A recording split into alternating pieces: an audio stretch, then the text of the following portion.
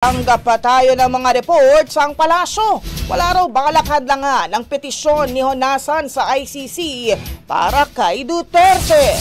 Brigada Maricar Sargan, ibrigada mo! Brigada Live Report! Wala raw plano ang palasyo na hadlangan si dating Senator Gringo Honasan sa balak nitong maghain ng petisyon sa International Criminal Court para makauwi ng bansa si dating Pangulong Rodrigo Duterte. Sa press briefing sa Malacanang, sinabi ni Palace Press Officer Claire Castro na nirerespeto ng Malacanang ang karapatan ng dating senador na kumilos o gumawa ng anumang hakbang para ipagtanggol ang dating Pangulo. Pero payo ni Castro, mas mabuti anyang konsultahin muna ni Honasan ang legal team ni Duterte dahil baka hindi siya pansinin sa ICC.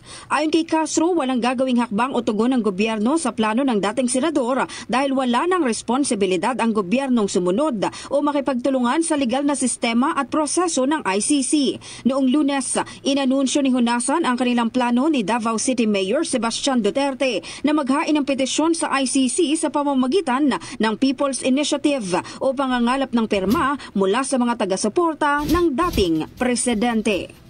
In the heart of changing lives, ito si Brigada Maricar Sargan ng 105.1 Brigada News of Manila, The Music and News Authority. Ang bahaging ito ay hatid sa atin ng NutriCleanse Herbal Capsule. Linis tiyan, sexy tiyan.